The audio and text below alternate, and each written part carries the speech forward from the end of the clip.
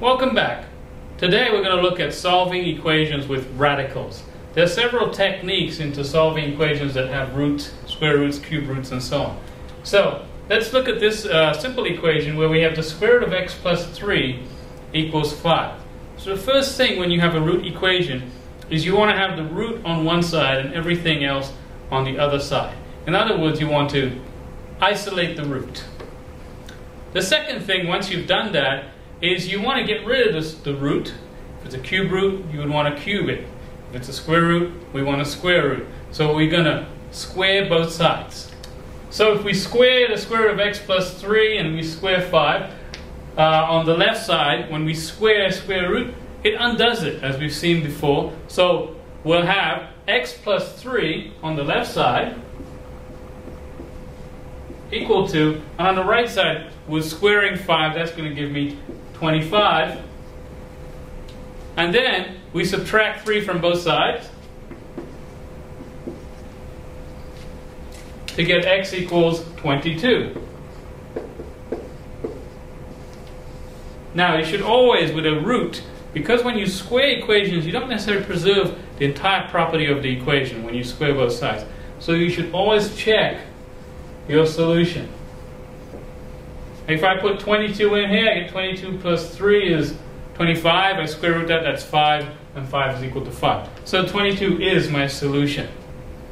Now this is a simple square root equation. What if they get a little bit more complicated? In this problem, we're asked to solve the square root of x equals the square root of 5x minus 2. So we have two square roots, two different square roots. In a case like this, we make sure one square root is on one side and one is on the other side.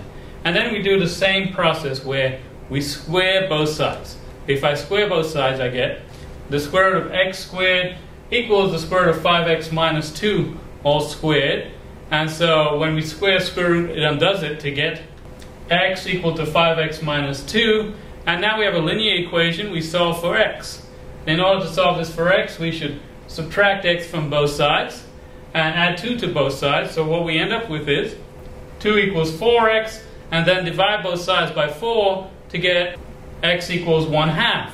Now, as we stated before, because we squared both sides, we should always check solution to make sure that it works. Because remember, we can't square root negative numbers. So we have to make sure that this number works in our equation. So let's check it.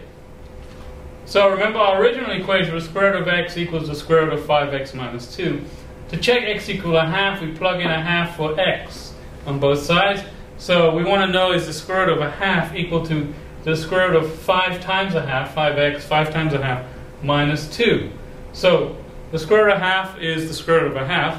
The square root of 5 times 1/2 minus 2, well, 5 times 1/2 is 5 halves, and 5 halves minus 2, so you'll have 5 halves minus 2. Well, 2 is also 4 halves. So 2 we can rewrite as 4 halves, and 5 halves minus 4 halves is 1/2. So we have the square root of 1/2 on the right side too, and the square root of 1/2 on the left side, and they are equal. So yes, the solution checks out. So 1/2 is the solution to this problem. The square root of x squared minus 7 plus 1 equals x. This is what we call a radical equation. In order to solve this equation, we normally isolate the radical. In other words, we're going to move this one over to the other side. So we'll be left with the square root of x squared minus 7 equals x minus 1. Now, in order to get rid of the radical, the square root, we need to square it. Because when you square the square root, you get rid of it. So we have to square both sides. We square the left side, we square the right side. The left side becomes just x squared minus 7. And the right side, we have to FOIL out this binomial. By FOILing this out, we get x squared minus 2x plus 1. And now we see we have some terms. We should collect the like terms together. We see that the x squares actually will cancel. and we're looking for x.